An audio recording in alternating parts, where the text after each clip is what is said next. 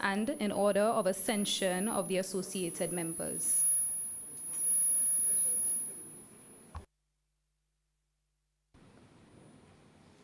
The OECS, represented by Dr. Didacus Jules, Director General.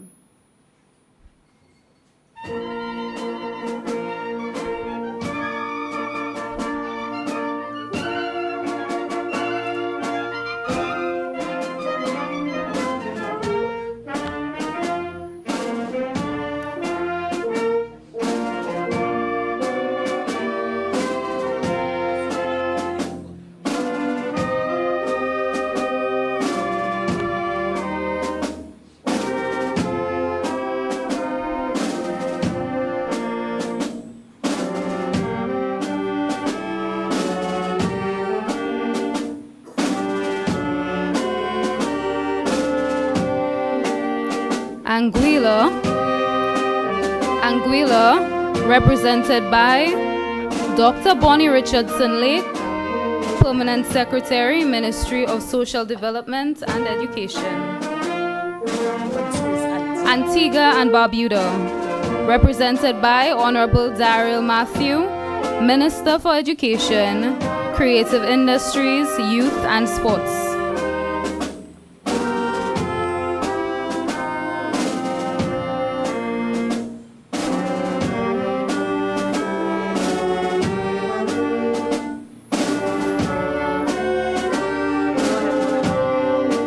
Dominica, represented by Honorable Oscar George, Minister for Culture, Youth, Sports and Community Development.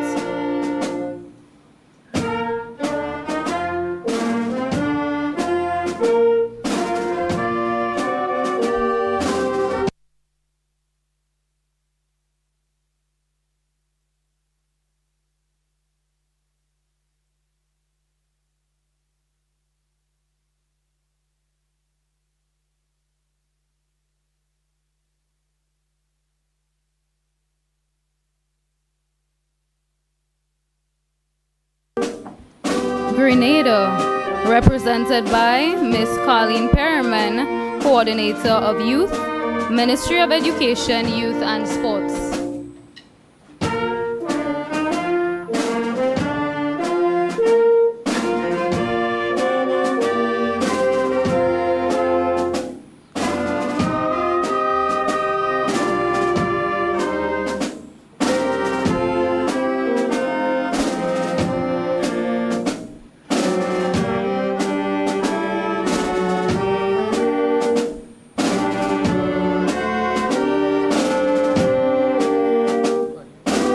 Montserrat, represented by Honorable Charles Kernan, Minister for Education, Health Community Service, Sports, Youth and Ecclesiastic Affairs.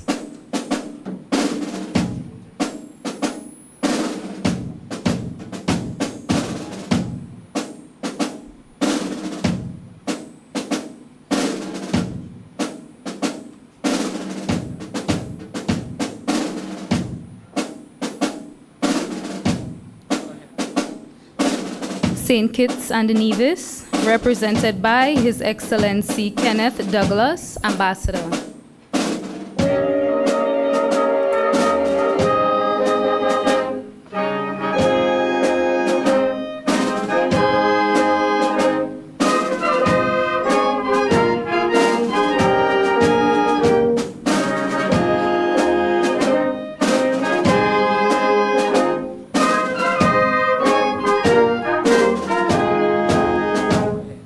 St. Vincent and the Grenadines, represented by Honorable Orlando Brewster, Ministry of National Mobilization, Social Development, Family Affairs, Youth, Housing and Informal Settlement.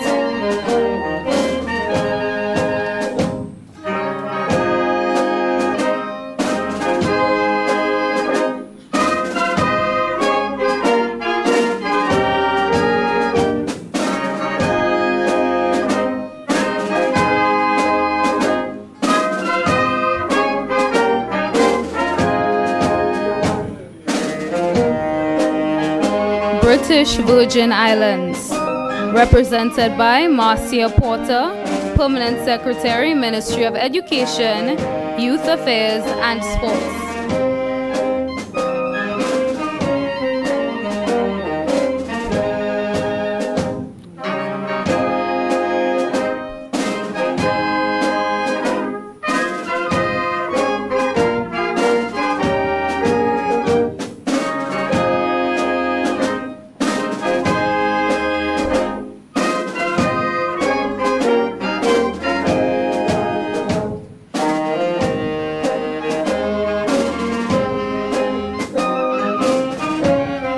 Anguilla, represented by Dr. Bonnie Richardson Lake, Permanent Secretary, Ministry of Social Development and Education.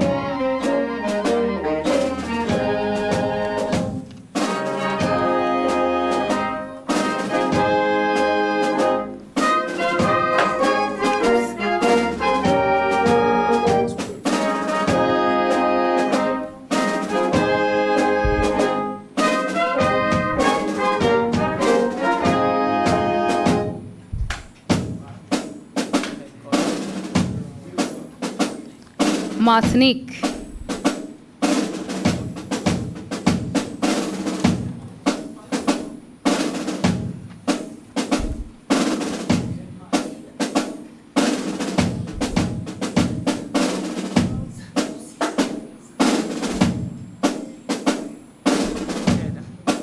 Guadeloupe,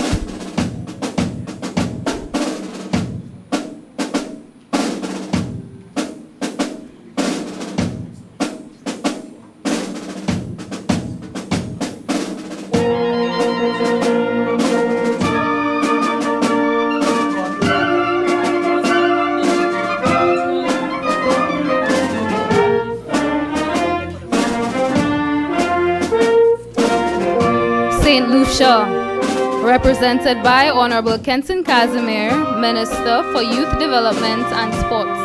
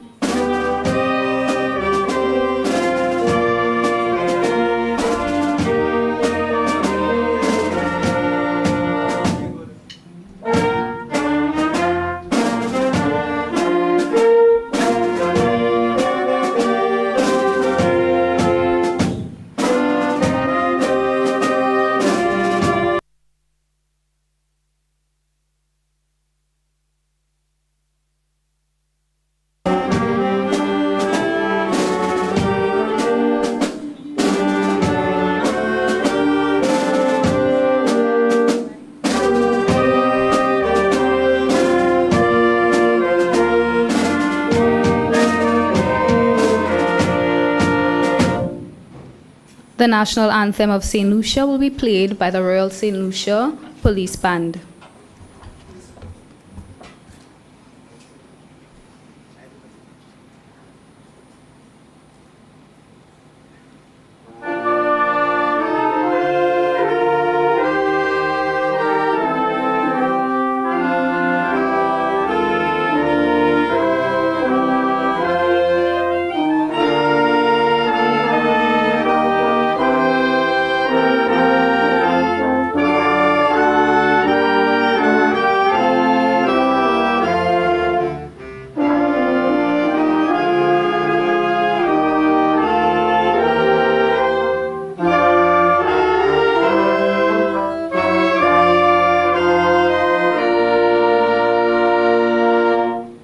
Please remain standing as Pastor Delvin Ford of the Babonneau Pentecostal Church leads us in prayer.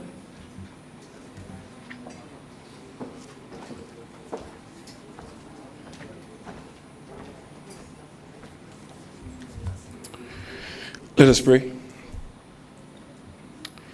Dear Heavenly Father, we thank you for this day. We thank you for your grace and your mercy over our lives. For those who have traveled from far, we thank you for your protection that they are here today. And Father, we pray that you bless this meeting of the OECS Council of Ministers, Youth and Sports. And Father, as this opening ceremony has begun, we pray your blessing over this opening ceremony. And Father, whatever has to be discussed and agreed upon, may it be for the benefit, O God, of all stakeholders and for the member states of the region. Once again, we ask for your blessings over this. In Jesus' mighty name we pray. Amen.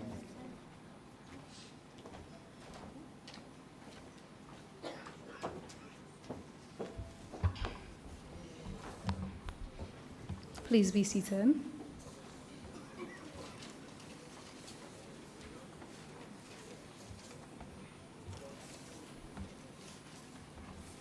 You have it.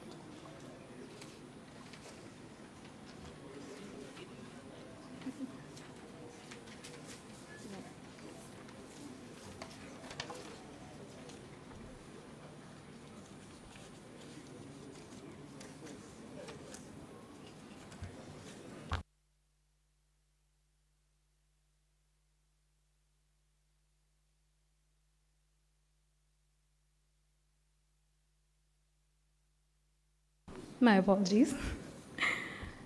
Our protocolist, Honorable Kenson Casimir, Minister of Youth Development and Sports. Honorable Alva Baptist, Minister for External Affairs, International Trade and Civil Aviation. Honorable Moses Jean-Baptiste, Minister for Health, Wellness and Elderly Affairs.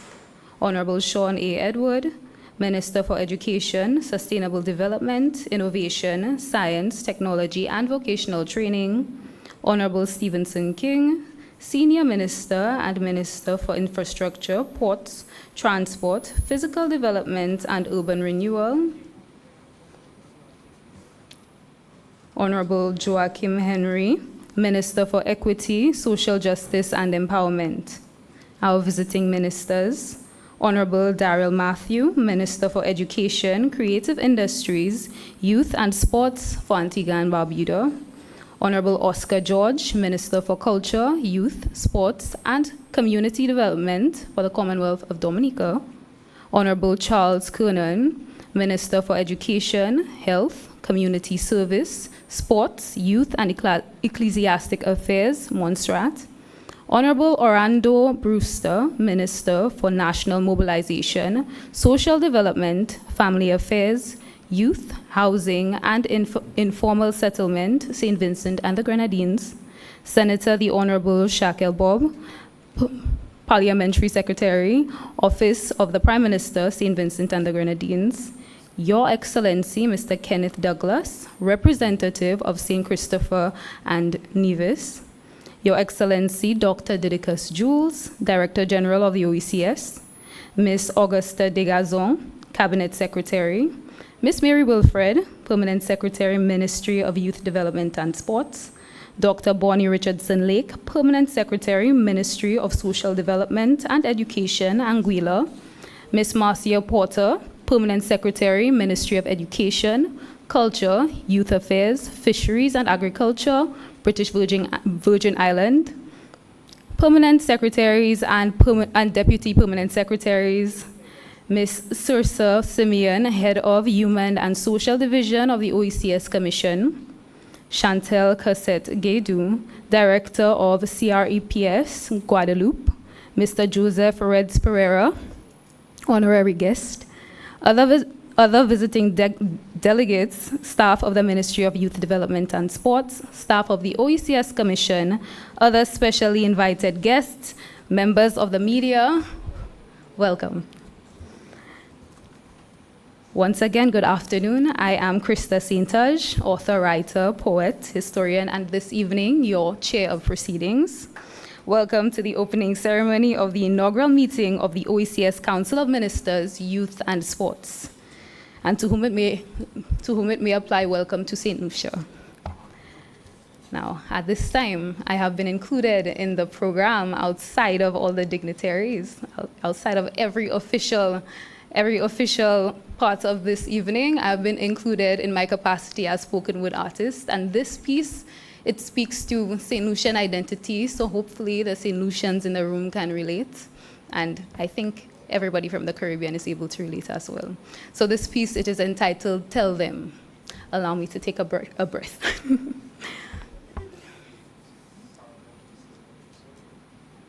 Home. Land of legacies, legends, and prosperity. We have so much to be proud of, so much to unearth. Mountains break through the clouds again and again, there we go shooting for the stars, as if they themselves were already ours, and we know it too. Might as well just paint them yellow, black, white, and blue, because through and through anything illusion put their mind to must come true. So, when they tell you life tough and tough it will stay, or that a better day just a little too far away, when they try to put a halt to your freedom song, tell them to want to be free is not dumb, please. Do not lose sight. Tell them your rights. Way back then, way back when St. Lucia was a cannon site, a constant back and forth fight, I imagine the continuous feeling of fright every night. And I can't see it. Her children amongst all of that possibly losing sight of better, something else, something bright, of what is without a doubt and without question. Right. No, I cannot see it. They could not have possibly lost sight. Important things like those don't simply lose value overnight. So when they tell you, the more you fight, the further you get. If it was going to end, why don't end yet? I believe that in a nation like ours, there are some things we cannot afford to forget. Like how having it easy did not simply come free. That there was once upon a time on this very soil, free was a little bit too hard to see, for free was something we grabbed and held tight. So do not, for the sake of those coming after you, lose sight. When you're shunned and told, that's a long time ago, child, be quiet. Tell them your rights. Arm in arm. I feel like that's something we've always kind of done back when the candlelight was dim and building our nation required a team. Look at us now, living in something we can take pride in. Still, fighting. Because one thing about better, it can always get better. Even now when candlelight is street light and our path is significantly more bright. Sometimes it seems that on some days, somehow we sort of lose sight, like we kind of forget to fight when things at home aren't quite right. For just one and for everyone.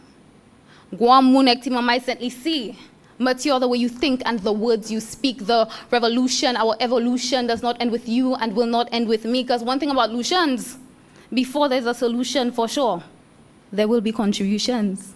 So when they tell you there's always an exception, that you dream in, you're full of it, or you're just an optimist, remind them that although back then our people had too, dignity, equality, fairness, equity, respect, independence are not fundamentally complex. The intention was not for them to be fought for in order to be possessed.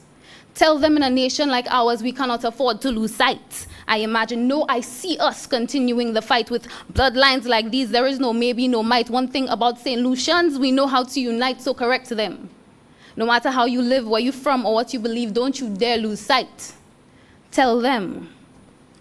Justice, truth, and charity, our ideal forever be. Tell them. Thank you.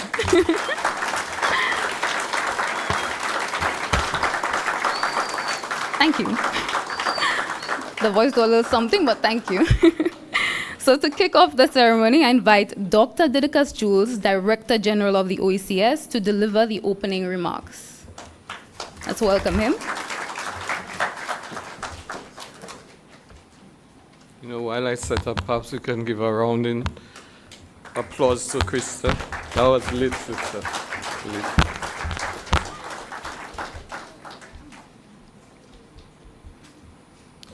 Okay, protocol already have been established. I want to nevertheless welcome all ministers, permanent secretaries, delegates, distinguished guests, all.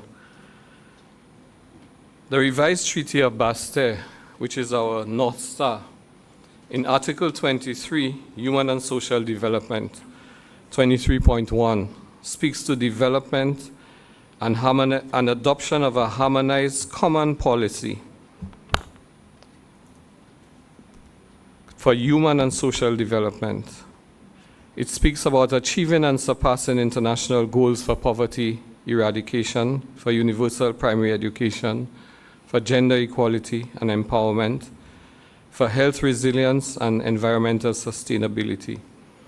And it speaks to the effective participation of all sectors of society in decision-making at community and national levels. The RTB specifically commits each protocol member state in 23.1F to, and I quote, provide an enabling legislative, policy, and administrative environment needed to support social relations and cohesion for children, youth, men and women in the economic union area. The concern for social development of the people and youth of our region, while articulated in 2010, has become an increasingly urgent imperative as we are increasingly confronted by internal and external challenges that threaten our very survival as small states in a world of heightened uncertainty and volatility. This is the context that we have come today, in which we have come today to inaugurate the Council of Ministers of Youth and Sport, a pivotal moment in our collective efforts to secure a brighter future for the youth of our region. It is also significant that today coincides with the 5th anniversary of our sister Guadeloupe's accession to the OECS. What are the major challenges that we face in youth development? They span a range of areas from unemployment to youth crime and violence as a public health concern, to the empowerment of indigenous youth, to mental health concerns, and far too many students being left behind in educational attainment. All of these issues are interconnected and multidimensional. One deficit leads to another, to other deficits, and the situation becomes a compounded generational crisis. In the face of this, we have designed an approach to youth development that is unique to the OECS, and which is, I boast, is unique globally, and which is a significant departure from the old prescriptive models of youth development. For too long, youth have been objects of youth development strategies designed by older folk who have not taken enough time to listen to the problems as perceived and experienced by the youth themselves, and to recognize the aspirations that they can articulate for themselves. The OECS approach that was presented or will be presented to ministers by the youth themselves is one that has been refined over a couple of years and which draws on the best practices of various member states. It is not accidental that we have associated sport with the youth agenda, because we recognize the increasing interest of youth in sport. We have noted the spectacular accomplishments being made by our sportsmen and sportswomen. We see the attraction of popular sports to youth who otherwise would have been at risk, and the world of sports has created a virtual global arena of economic opportunity. Let us be clear that the association of the youth and sports portfolio does not mean that we view sport as an exclusive domain of youth. To the contrary, we believe that sport would be a whole of society, should be a whole of society lifestyle endeavor of benefit to young as well as old, to all genders, to all classes, and a basic social foundation for healthy and vivacious living. So for us, sport is a vehicle for social development as well as economic advancement, given the extraordinary talent that we see being unleashed in and beyond the field. We recognize the capacity of sports to foster personal development, community engagement, and societal advancement.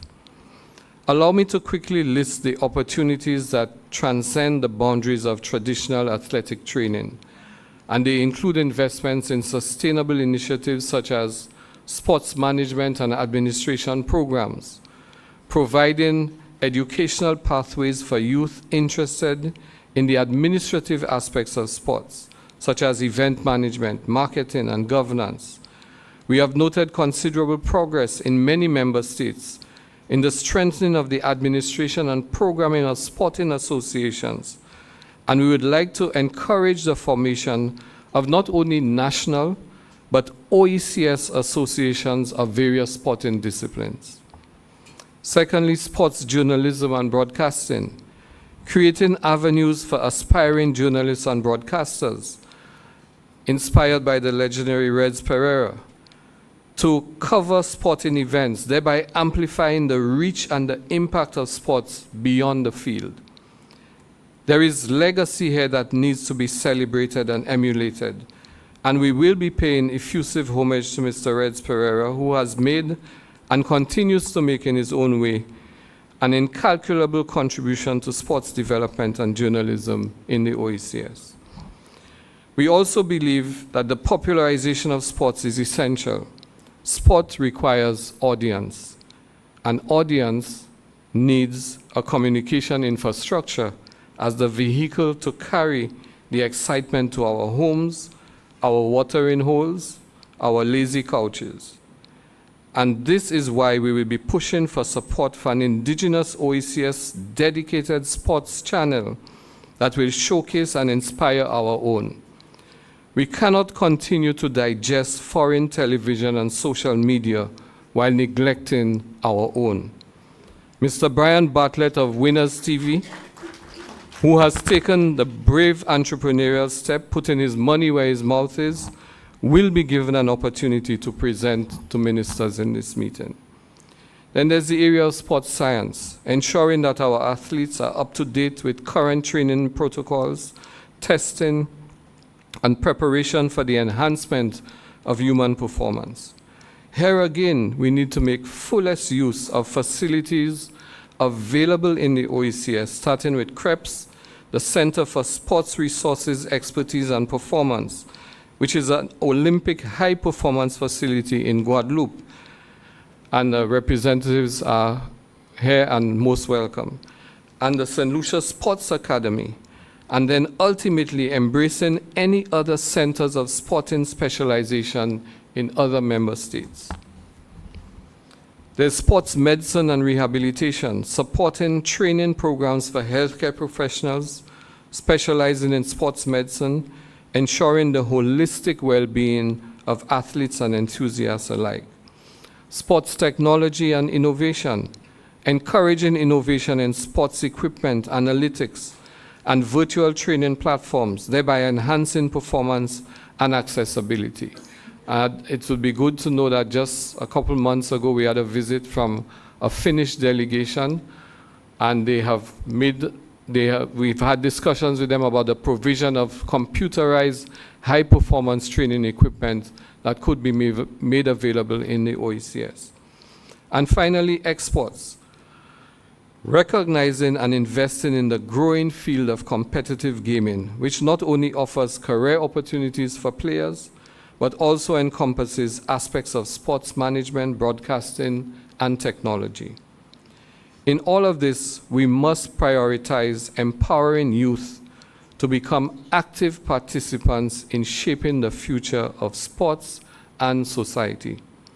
This entails youth representation in decision-making, ensuring that youth voices are not just heard, but actively incorporated into the decision-making processes of sports organizations as well as governing bodies of all kinds. Facilitating grassroots initiatives that can use sports as a tool for social cohesion, fighting crime, youth mentorship, and community development. Undergirding all of this is our approach and the structures that we have been building for youth development. The YES initiative, which is both YES as in YES, Youth Empowered Society, YES, Youth Engaged Strategy, has been elaborated and is being managed by the Youth Advisory Network, a body of the most energized, articulate, and committed youth in the OECS, and many of them are represented there. Maybe you should stand to be recognized. Hello, don't be shy. Where are the other reps? I think there are some other reps around. I want to publicly thank them for the dedicated and extraordinary work that they have persistently pursued with no compensation other than the joy of their accomplishment and the assurance of the autonomous future that they are defining. A powerful tool that we have used in collecting data that was needed was provided by UNICEF and the OECS as one of the first regions in the world to access and utilize this mobile tool. U-Report OECS has been an indispensable development tool, providing information in real time through polls, the results of which have been utilized by various stakeholders to inform their respective policies and programs as they seek to create relevant youth-focused initiatives. This tool is now available to our governments as a vital conduit to connect with youth opinion and sentiment. I don't know if you're aware of the statistics, but in the OECS, we have 2-point-something phones to every member of the population. Thank God we only have 2 ears, maybe we would have had 4 phones. A milestone in the evolution of our ministerial councils was created in Antigua and Barbuda in 2023, when under the leadership of Minister Daryl Matthews, who's here, who was then chairman of our Council of Education Ministers, a decision was taken for the inclusion of youth representatives as part of ministers' delegations to council meetings. This has created a precedent for us to encourage host countries to invite various stakeholders, including youth and student bodies, sports coaches, young athletes as observers, and to contribute to the discussion, voice concerns, and make recommendations in a structured manner. And we intend to extend this best stakeholder engagement practice to all our ministerial councils. Given the challenges that we all face with disturbing involvement of youth in crime, we continue to work with our development partners to diverting, rehabilitating, and reintegrating youth who are in conflict with the law. USAID has provided support in successive projects focused on this critical area, and we are hopeful that the new OASIS, the Opportunity to Advance Support Youth for Success project, will show great results and strengthen the efforts being made by our governments on this front. In closing, permit me to express our sincere thanks to our host member state, St. Lucia, the government of St. Lucia for its willing hospitality, and especially to Minister Kenson Kasimi for his persistent, I might say almost pestful and insistent call for convening such a ministerial. Deservedly, he assumes the inaugural chair of this council. Deepest gratitude is also extended to the Center for Sports Resources, Expertise and Performance, CREPS of Guadeloupe, and our development partners, by the way, with whom we will be in the course of this meeting signing an MOU so that the center will be available for all Olympic teams in the OECS in preparation for the next Olympics. With Express des Îles and talk of other ferries coming on stream, it will be easy and cheap to sail across to Guadeloupe. And also thanks to our development partners, to UNICEF, USAID, the European Union, who's represented here by Dr. Boyce, the Caribbean Development Bank, the ILO, the World Bank, and the Global Partnership for Education for their ongoing collaboration in youth and sports-related endeavors. I thank you, and we look forward to a highly successful meeting.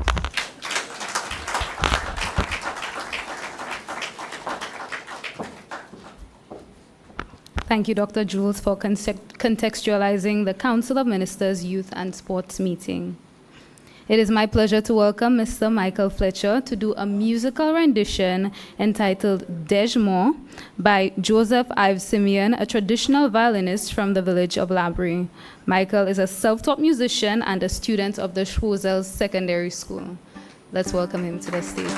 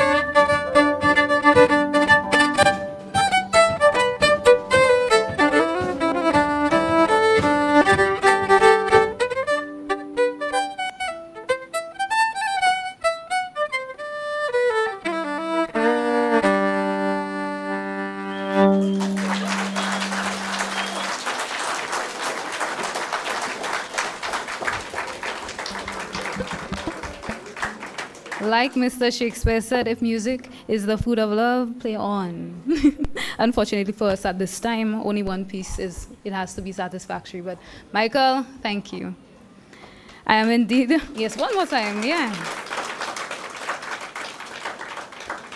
I am indeed honored at this time to introduce our next speaker, Honorable Kenton Casimir, St. Lucia's Minister for Youth Development and Sports and Chair of the Council of Ministers, Youth and Sports. He will address us now. Let's welcome him.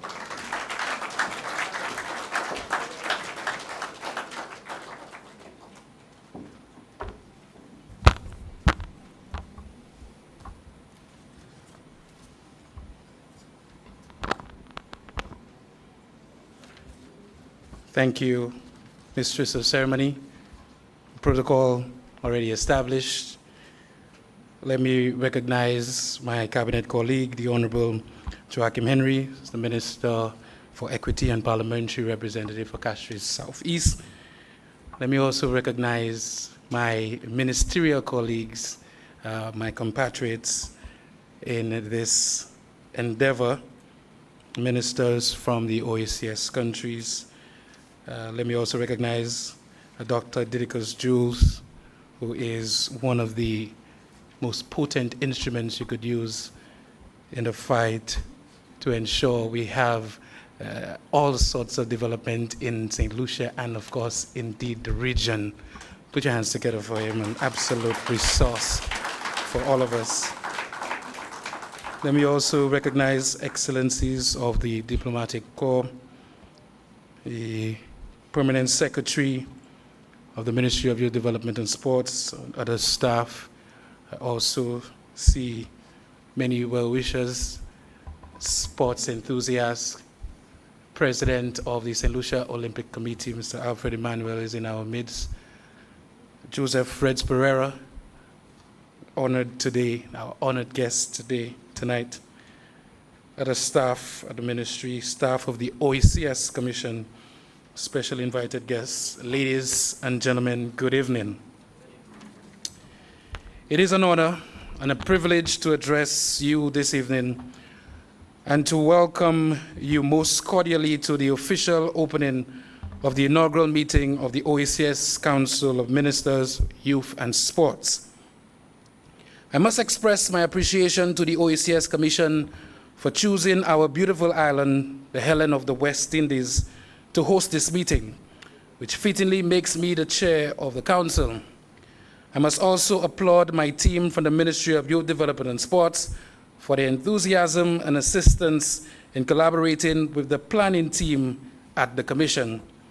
Additionally, I wish to commend the Prime Minister and the Cabinet for agreeing to St. Lucia hosting this meeting. It is an opportune time in our history for policymakers at the highest level in the Eastern Caribbean to discuss pertinent issues facing the most energetic and vibrant sector of the population. And by this pronouncement, I refer to our young people. During this strategic meeting, as evidenced by today's proceedings, a conscious effort is being made to integrate youth and sports, a combination that would hopefully bear fruits that are sustainable, inclusive, diverse, impactful, and enjoyable. The theme for this meeting is Beyond the Field, ensuring sustainable impact and legacy of OECS youth. I will try through my personal experience and through the retrospect of what happens in St. Lucia to reveal the importance of this topic and suitable actions that must be taken to see it to fruition. Robert Kennedy once said, "This world demands the qualities of youth, not a time of life, but a state of mind, a temper of the will, a quality of imagination, a predominance of courage over timidity, of the appetite for adventure over the love of ease." It was in June 1966 that he appealed for the empowerment of the youth to become a reality. Today, in 2024, these words are even more powerful and inspiring. They remind us of the potential and strength of youth in our changing world. The theme calls for promoting youth mainstreaming in policy decision-making processes in the OECS and acknowledges that the participation of young people is an essential condition in the political, economic, and social processes in order for them to trust and believe in the work of our institutions. It is fundamentally important to have youth engagement and participation in various developmental issues. The young people, they are a major human resource for development. They are key agents for social change, economic growth, and technological innovation. Participation in decision-making should be a key priority area of our agenda. It is indisputable that the current times are unprecedented and filled with confusion and uncertainties. With the regional and global impact that the COVID-19 pandemic, the challenges of climate change, economic uncertainty, social and economic displacement, and growing up in the context of an aging population, the time is ripe to engage the youth, to identify innovative solutions to the intricate problems facing our region. For all of these problems, there are no easy or quick solutions, but success can only be achieved by creating safe platforms and nurturing their talents, creativity, and potential. Our youth are undaunted and have expressed a keen desire to be part of the solution. They are very much seized with the issues of today, and they know that the solutions that they can contribute to will make an impact in their lives tomorrow. Young people have extremely strong values of tolerance and social cohesion. They aspire to a life of dignity for all. They are committed to peace. They are champions for development and change in communities and societies. They are essential contributors to conflict prevention and peace building. 46% of the world's population is under 25 years old, which is the highest in human history. That's according to the World Bank in 2017. Therefore, we have to understand that in such demographic realities, the youth hold an enormous potential for change and positive action. Too often, young people are painted with a brush of indiscipline and accused of being responsible for the malaise of social problems. Opposing this false narrative is our responsibility, as the state of our nation's youth in microcosm greatly reflects that which exists in our wider society. I am convinced that the youth are already leaders of today, and they need and deserve a place at the decision-making table. I challenge us to an urgent call to action, a call that transcends borders and resonates across our shared commitment to the well-being and development of our youth. It is time for us to unite in the pursuit of professionalizing youth work, fostering positive youth development, and catalyzing collaboration and investment on a regional level. Professionalizing youth work is not a singular endeavor. It is a shared responsibility that demands our collective attention. By standardizing qualifications, providing ongoing training, and establishing a framework for excellence, we can ensure that those entrusted with the care and guidance of our youth are equipped with the skills and knowledge necessary to make a lasting impact. A regional approach allows us to tap into the collective wisdom of our diverse cultures and find innovative solutions that transcend geographic boundaries. As a region, we need to take back our young people from the snares and the wickedness of criminal elements. We need to take back our current generation from a few thugs that have caused them to identify themselves by the numbers 6 and 7.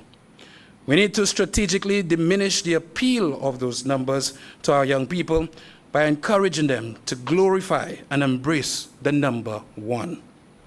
So instead of only being reactive and investing in law enforcement and modern legal proceedings, we need to couple these initiatives with proactive efforts targeted at this and future generations' minds. You see, the good book explores the good book implores us to be ye transformed by the renewing of your mind. And so, as the chair of this organization, the proactive efforts on youth involvement in crime will be targeted at their minds. Through a Project One campaign, we will ask young people to not see themselves as 6 or 7, but we will ask them to declare themselves as 1. Instead of stating publicly that they are 6 or 7, this campaign will promote young people seeing themselves as 1 in a million. With this campaign, we'll get the biggest social media influencers, musicians, youth leaders, and sports personalities to endorse the promotion and encourage the young people to look within and declare that I have a contribution to make to my country, to declare that I can apply myself in achieving my dreams, that I can contribute positively to society. I, Kenson Kazime, I'm not 6, I'm not 7, I'm 1.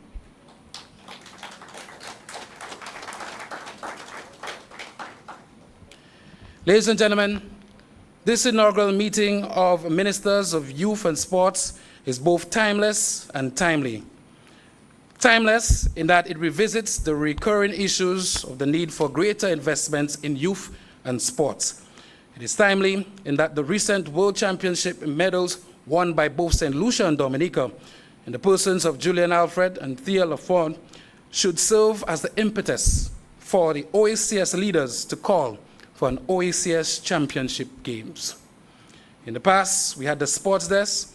However, relegating a single desk at the Commission to sport will not produce the results that we yearn for. What we need is a well-resourced mechanism that would organize the OECS Games or Championships to provide athletes with a platform to showcase their talent and provide the citizens with the opportunity to witness and enjoy sports at the highest level.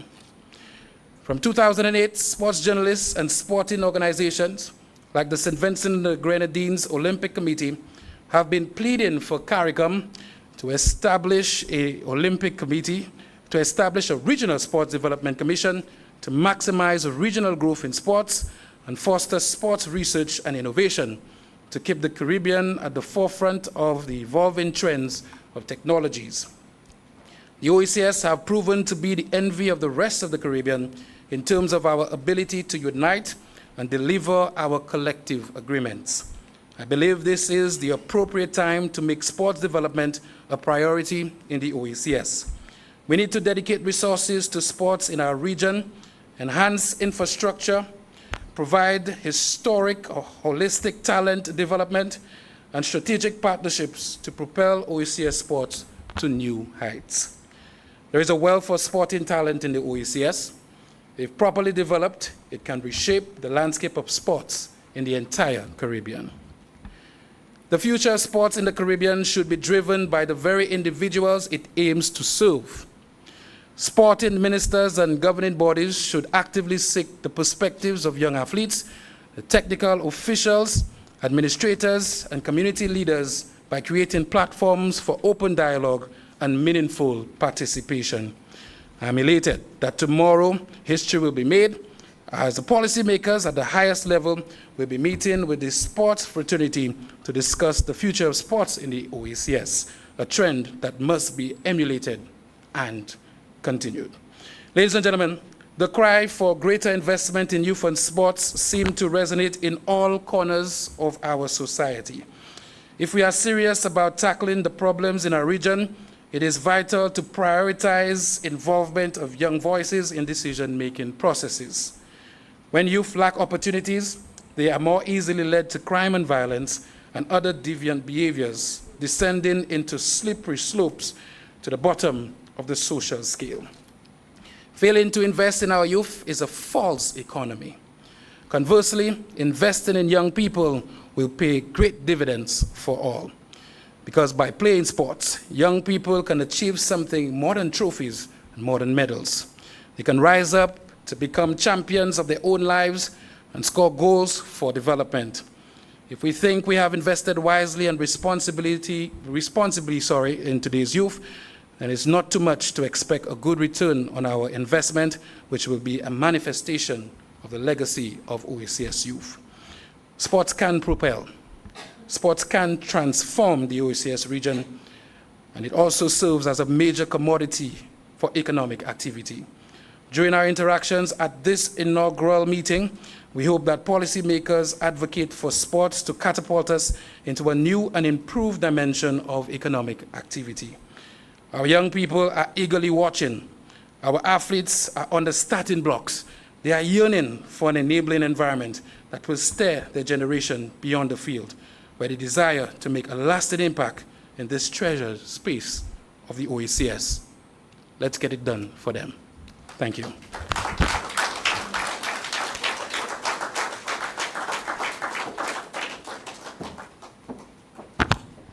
Thank you, Honorable Minister, for this very passionate presentation on the need for inclusivity and mainstreaming youth in policy decision-making. Indeed, the youth are the leaders not only of tomorrow, but also of today. At this time, a very special presentation will be made. I invite Mr. Terry Finisterre to take us through this next item on the program. Terry Finisterre is an award-winning writer and commentator writing for World Athletics, FIFA, FIVB, NORCECA, FINA, and FIBA, and covering events including the Commonwealth Youth Games, Carifta Games, and World Championships for regional and international media. He is a track and field coach and technical official, as well as an administrator currently serving as public relations officer for the St. Lucia Aquatics Federation, and also as a director of Sports St. Lucia Incorporated. Let us invite him to the stage.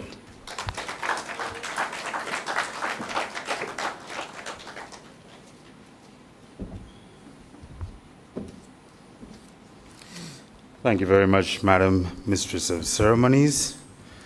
Protocol having been established, let me nonetheless recognize Director General, Your Excellency, Dr. Didicus Jules, Honorable Kenson Casimir, Minister for Youth Development and Sports here in St. Lucia, and all the ministers for youth and sports from across the OECS. This is indeed an auspicious occasion.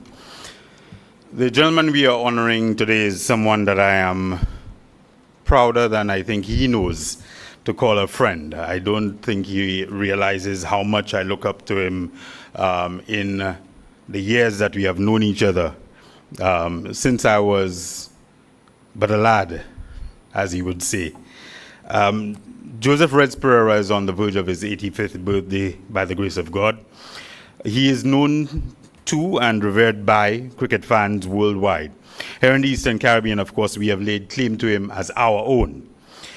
Let me tell you a story of an overcomer, the story of a man truly crafting his own legacy. Reds, as I think would be public knowledge, born in rural Guyana. He says that when he moved to Georgetown at the age of 6, he was somewhat intimidated, awed by the city.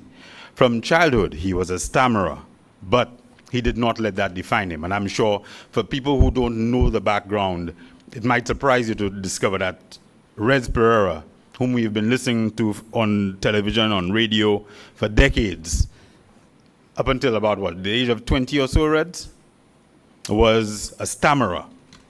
He actually had a debilitating stammer. Reds, though, defined himself. Just as I grew up listening to him on shortwave radio, as I suppose many young men of my age in particular would have grown up listening to him from the far-flung corners of the world, broadcasting West Indies cricket, so too did he follow the exploits of the great West Indies teams of yore, yearning to be part of that greatness. But inasmuch as he played a bit in his youth, it was not as a player that Reds aimed to make his mark. Living in Europe, but nowhere near any organized cricket per se, he stood before his mirror, practicing his own cricket commentary, growing in confidence, and perfecting his craft. Reds would go on to narrate entire games to himself. You had an audience, Red? Your mother, his mother. So Red spent years narrating his own cricket games to himself. How long has it been since he was first handed a microphone? When Reds Pereira first provided commentary for cricket, it was between British Guyana, we don't have that anymore, Trinidad and Tobago were their opponents. That was in 1951. 10 years later, he did his first tests between West Indies and India at border. When Reds retired from cricket commentary in the mid-2010s, I should say from maybe test cricket commentary, because he still does us the honor of commenting on our SPL and so on, which we are very pleased to have him be part of. His voice since then has been known by hundreds of millions, having covered 152 test matches, over 200 one-day internationals, 5 World Cups, most notably, of course, the West Indies triumphs in the 1970s, where he did, I think you would have done the final Reds in that World Cup. I was not listening, by the way, just before, you tried to start calculating my age. I was a little bit too young for cricket at the time, I must say. But he has too many first-class matches to count. In this corner of the world, though, we have taken Reds in as one of our own. He was invited many moons ago, way back in 1984, to create the Organization of Eastern Caribbean States Sports Desk, to work as a sports coordinator with federations across the sub-region, to build their programs, to reinforce their administrative practices, to develop champions. He spent 12 years at the sports desk, molding it, building it in his own image. In that time, we saw the emergence of numerous championships: volleyball, track and field, netball, table tennis, basketball, so many more. Many of these competitions, or several, I should say, of these competitions persist to this day. OECS swimming started in hotel pools in Grenada, and St. Lucia has produced Olympic qualifiers, dozens of scholarship athletes. We've seen in swimming, or in track and field, obviously, the exploits, as the minister recently mentioned, of our 2 OECS champions at the World Indoor Championships, the likes of Grenada's Kirani James, Anderson Peters, going on to conquer the world, Laverne Spencer, so many other great champions coming out of the Organization of the Eastern Caribbean States. Might it have been possible without the intervention of the sports desk? Perhaps. But the role that was played by the sports desk in enabling and growing sports in those years that Reds was there leading that charge cannot be discounted. The example that Red set, with little more than a shoestring budget and a massive injection of enthusiasm and love for sport and for sports personalities, is one that many of us would do well to follow. More years ago than I care to remember, he granted me a brief interview in Barbados. I think it was during a test match at Kensington. I left that interview with some of the best advice I have received in my career about preparation, research, attention to detail, and I think most crucially, about brevity of questioning. Because I think I read some long-winded question that took about 5 minutes, and he told me, no, just ask the question and let the questioner answer you. So thank you for that, Red. Your advice back in the 90s sticks with me and guides me to this day. Your passion for sport, for national development, for the development of our people remains strong. Stronger clubs, more media coverage, better coaching, a number of the interventions that you heard Dr. Jules and Minister Casimir talking about. Using sports to better engage potentially at-risk youth. Don't get Red started on how we can improve sports in St. Lucia, in the OECS. Not unless you have a half hour, 45 minutes to spare. Because he will take up the rest of your day. The OECS is working on a special feature unlocking the evolution of the sports desk under its inaugural coordinator.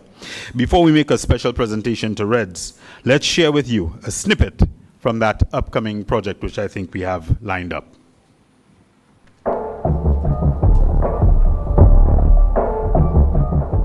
And it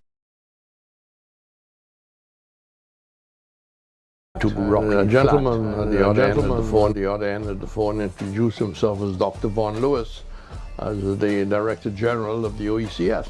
And he said that you are one of the names which has been suggested to head the OECS first ever sports desk. And would you be interested? Now, you don't have half an hour to find out about, all sort of things about conditions and, you had 2 or 3 minutes. I mean, a Director General is calling you. Your answer is either yes or no. And I said yes. Because just about every event to me was important, and important to whatever discipline, we were trying to focus on. To tell you the truth, I mean, people make much of, you being a commentator and talking to millions of people and all that. That's the easy part. But the OECS appointment was the greatest challenge in my life.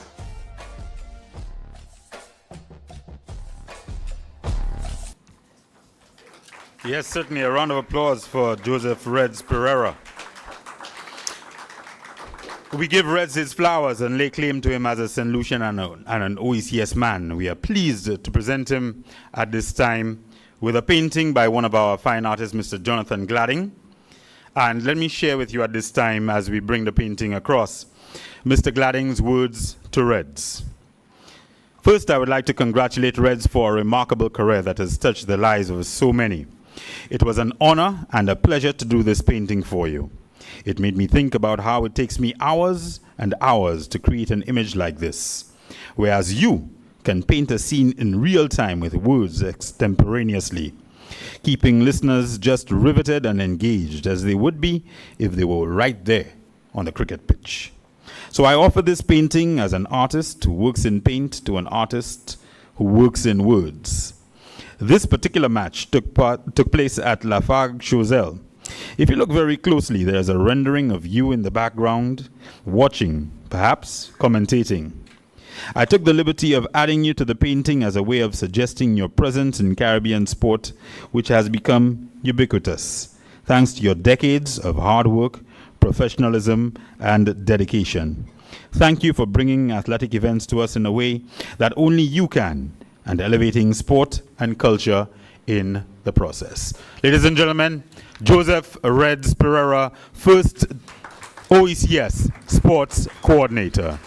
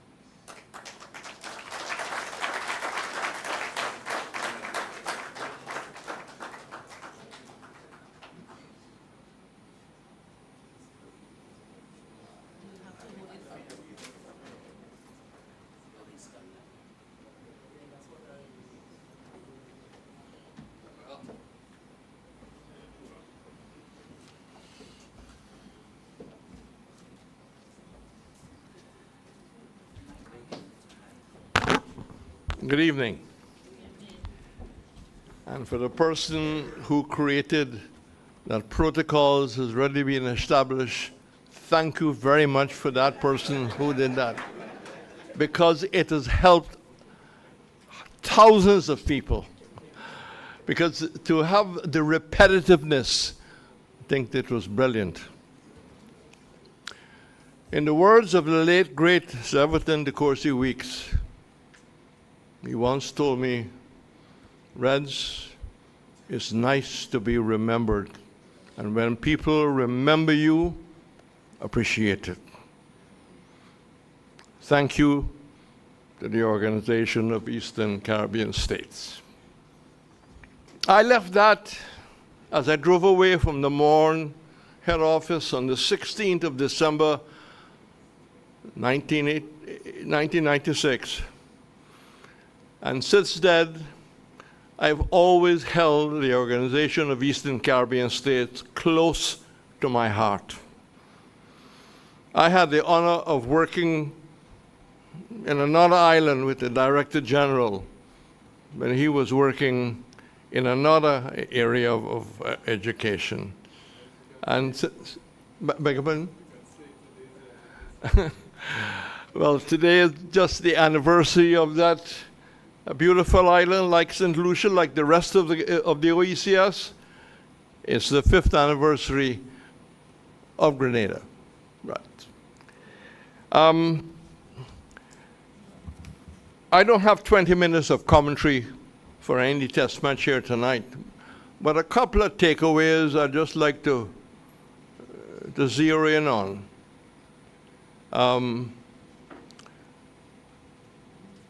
The idea of a special sports channel. We have many boxing matches, many basketball games, many netball games, many football games, and I can go on, which are recorded in its entirety. And we turn on our televisions at night and we'll see 3 minutes of that event. What has happened to all that material? Where does it go? It goes nowhere. We should have a dedicated channel in the OECS when we have all these major events for it to be put on, not just the 2 minutes on whichever television station you might be watching, but let us use the material which is there, which does not cost. Whether it can go on the GIS, whether it can go on commercial televisions, I do not know. I'd like to do a takeaway from the Honorable Kenson Casimir. When I listened to his speech, he really reminded me how basic we were in 1984. The only technical piece of equipment I had was a fax machine. There was no Google, no smartphones, no WhatsApp. You had to really use the one thing that was there to provide the kind of communication in the OECS that was important. So what was happening in BVI, everybody knew thanks to the fax machine. What was happening in Grenada, everybody knew because of the fax machine. So things were tough then, but I'm very happy that all the OECS ministers have the kind of technology that the OECS staff in 1984 did not have, but did a great job in establishing the Organization of Eastern Caribbean States. And I want to thank Dr. Vaughan Lewis for giving me the free hand, not looking over my shoulder. You're here to do a job, Rez, go ahead and do it. And I must say that the media in the OECS, the media in the wider Caribbean played a major role. The individuals who then headed the various ministries, the directors of sport, and I've made a little note here because I want to be thankful to these people. Some have gone to the great beyond, Some are still with us. St. Kitts, Mr. Sweeney. Grenada, Mr. Greenwich. Antigua Barbuda, Mr. Samuels and Mr. White. St. Vincent and the Grenadines, Mr. Hudson. Dominica, Havy, Shillingford and Mr. Sarvin. The BVI, Mr. Penn. Montserrat, Mr. Boxell. And I left the first point of contact with St. Lucia when I came here. Mr. Aldic Isaacs, who was then the PS Ministry of Sport. Could we put our hands together for those people? If it wasn't for the media, if it wasn't for the sports officers, if it wasn't for the prime ministers, if it wasn't for the private sector, we could not have had a development at the sports desk. I must tell you that the game of cricket helped the sports desk a great deal. Because I was known, I was able to knock on doors and help came. But I would be making a challenge to the ministers.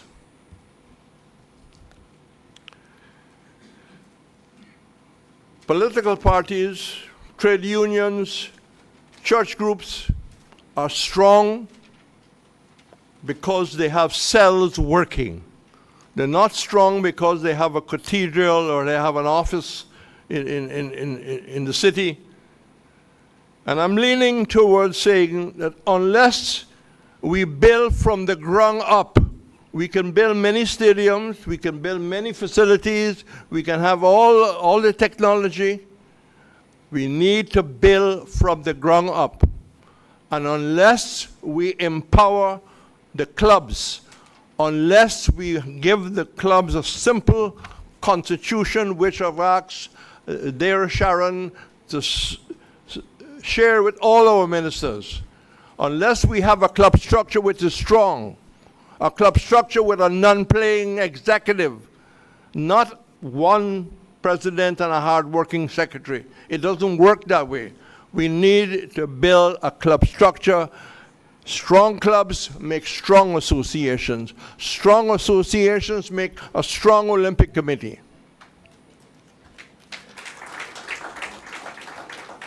It is not reinventing the wheel. It's the only way up. The only way up.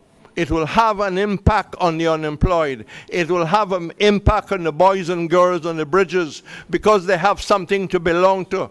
Every little club in every village of the OECS needs to have a club structure. So it has to be tackled. It cannot be ignored. It must be tackled, or else you would not make the development. Don't care how much money was spent. It is really almost tearful, just a few short weeks ago, to see that two members of the OECS, two athletes, bring home 2 gold medals to the region. There are many European countries who left Scotland without a medal, and the OECS had 2 gold medals. There's so much to be proud about. So I focus on the need. I challenge the sports minister. I challenge the chair to focus on the development of the club structure. And I think Sharon kindly shared with each minister here, each permanent secretary here, a copy of the club structure. I shall be a little bold before I close. And forgive me if I might not be politically correct. We train, you look at television at night, we train so many parts and parcels of our society. We train nurses, we train teachers, we train police officers, we train customs officers. You know the gambit. but we need to start training our coaches. The only way we're going to produce more Alfreds and more LaFons is by empowering our coaches. The only way we can empower our coaches is if we create a program to lift the standard of our track and field coaches, our volleyball coaches, our basketball coaches, and it means that the Olympic committees of the OECS has got to put aside a special amount of money to bring in people to create that empowerment, to create the betterment, to create the skills of our coaches. If you have better coaches, you have a higher standard. If you do not improve your coaching, you will continue to produce here and there. But if you have a strong empowerment of coaches, you will have the requisite standard at the youth level, at the club level, at the national level, etc. So I'm appealing to the ministers to have dialogue with the Olympic committees of the sub-region to see if we can have a focus on empowering our coaches. That to me is the only way we're going to really lift the standards. A club structure, national association becoming stronger, Olympic committee becoming stronger, and your coaches working in the schools, working with youths, lifting the standards. The night is a very moving night for me. It's not easy to stand here and not feel like shedding a tear. But big men don't cry. Big men don't cry. Gary touched on a part of my life which was almost like a nightmare. It's a terrible problem of being a stammerer. I never, ever believed that I could ever have become anything near a commentator. But my mother believed in fantasy, and I used to lie in bed and do boxing from Madison Square Garden, Adela and Joey Jordan, and Brazil playing England at Wembley, and all the cricket matches possible. And slowly but surely, I was able to overcome it. When I told a certain country that I was going to St. Lucia to work for the OECS, they said, "What? You're leaving here to go to St. Lucia?" Brothers and sisters, that's the best decision I've made in my life.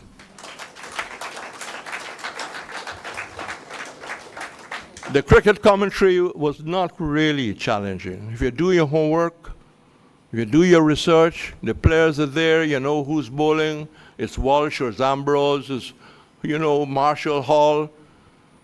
But the OECS Sports Desk was challenging. But it was the most satisfying job in my entire life. To the Organization of Eastern Caribbean States, I say thank you very much. And it's nice to be remembered.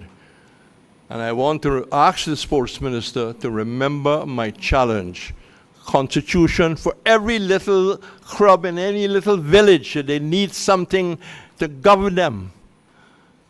And we need to train our coaches. Empower our coaches, and we'll have greater standards, a number of stars coming through. Thank you very much. I'm sorry it was a little long, but I must apologize.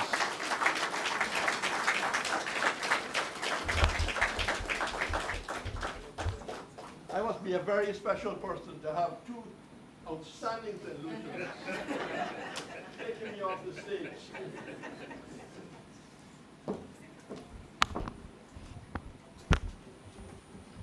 Thank you, Mr. Finister, and congratulations, Mr. Pereira. The OECS is indeed very grateful for your years of dedicated service.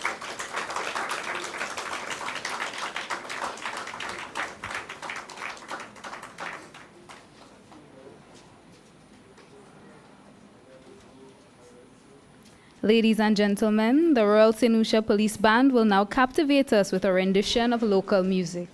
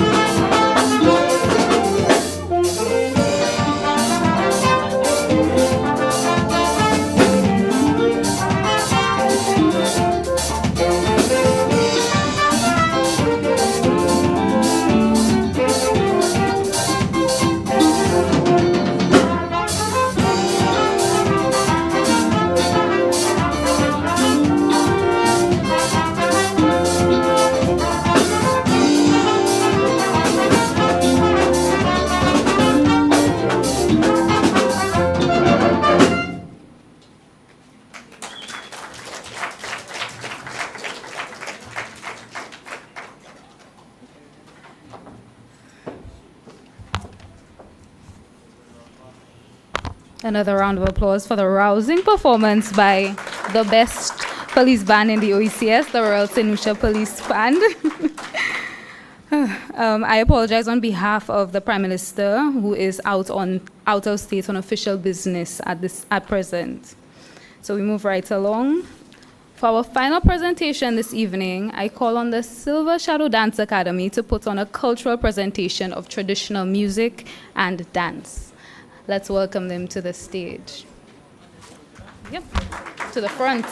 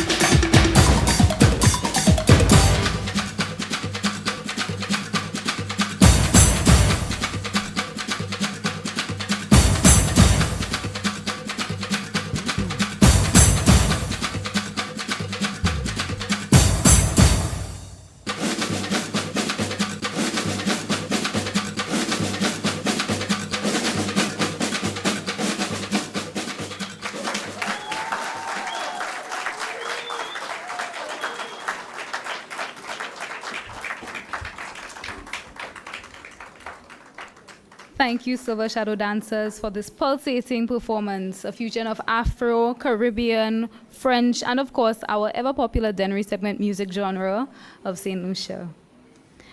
Finally, for this evening, I invite Mr. Rohan Lubo, St. Lucia's Director of Youth Development in the Ministry of Youth Development and Sports, to deliver the expressions of gratitude. Let's grant him a warm welcome.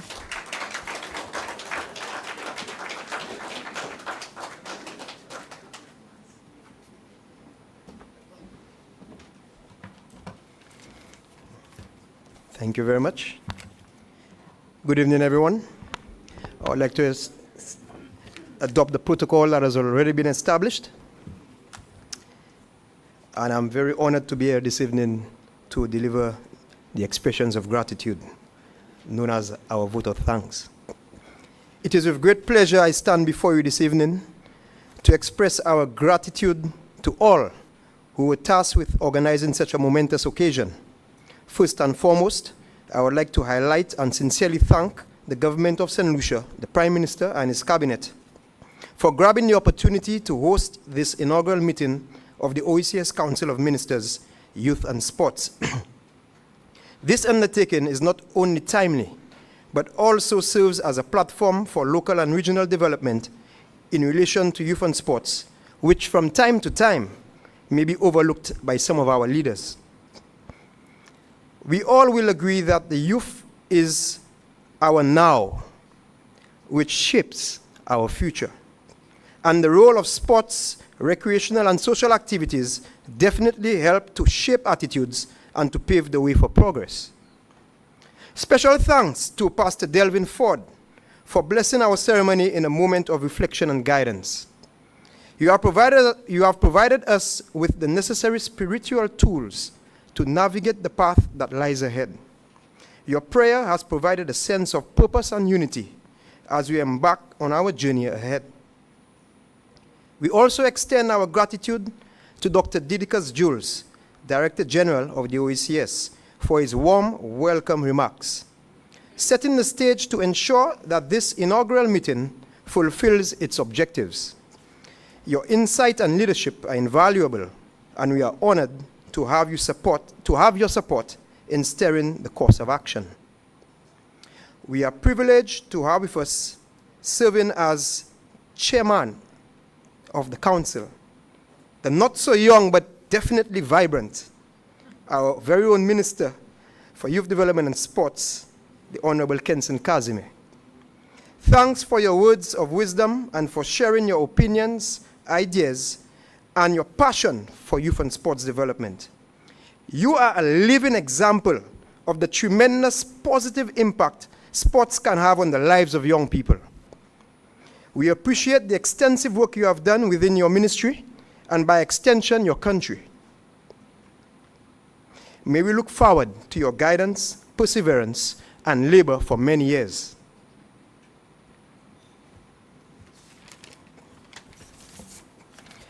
We would like to express our gratitude, our appreciation to the Royal St. Lucia Police Force for gracing us with the rendition of the national anthem and a captivating musical interlude.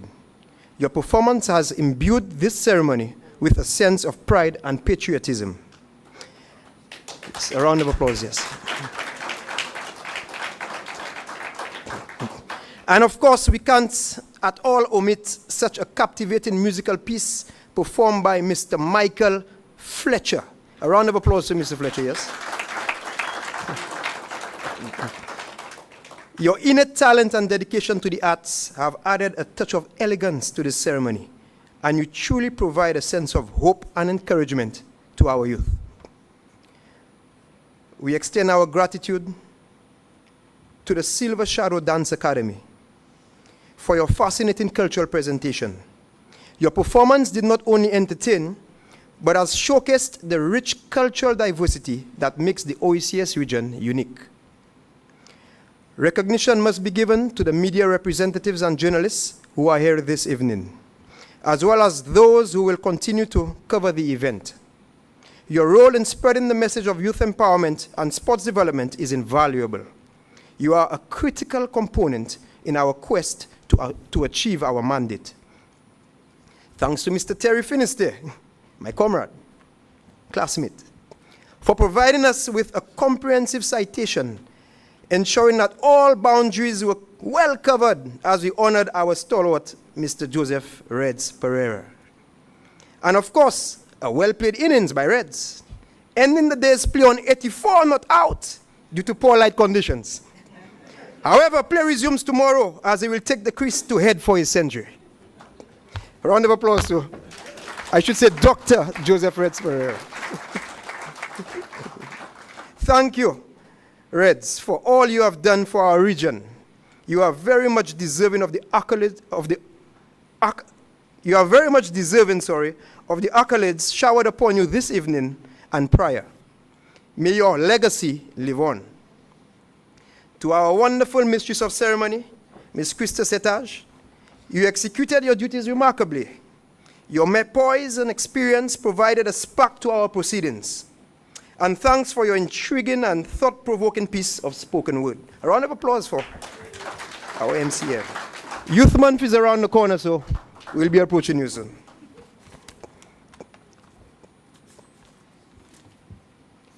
To the management and staff,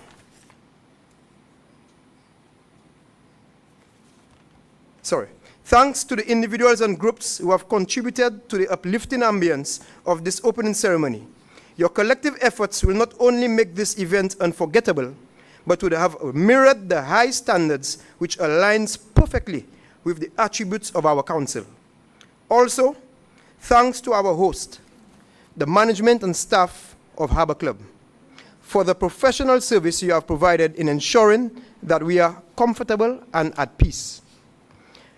And so I speak for all as we look forward to the cocktail reception, which follows just in a few minutes. To the dedicated team behind the scenes, the event coordinators, protocol officers, volunteers, administrative staff, I know my PS and my DPS, along with a secretary, worked very hard. Your attention to detail and commitment to excellence have contributed significantly to the seamless execution of this opening ceremony. Last but certainly not least, a heartfelt thank you to all invited guests here tonight, especially the delegates, ministers, permanent secretaries, youth and sports directors, and all other distinguished guests and attendees who have traveled from various corners of the OECS region to be a part of this gathering. Your engagement and enthusiasm are the driving force behind the success of this event, and we are excited to witness the magic that will result from our collective efforts. As we embark on the deliberations and discussions that lie ahead, let us carry with us the spirit of collaboration, innovation, and determination to make a lasting impact on the youth and sports landscape of the OECS. Together, we can build a future that empowers our youth and promotes the positive influence of sports in our societies and beyond the field. I thank you.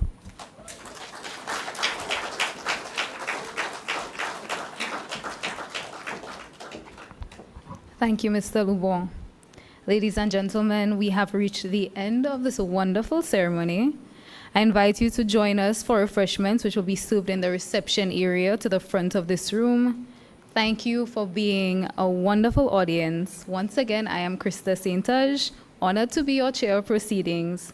Have a good evening, and please get home safely. Thank you.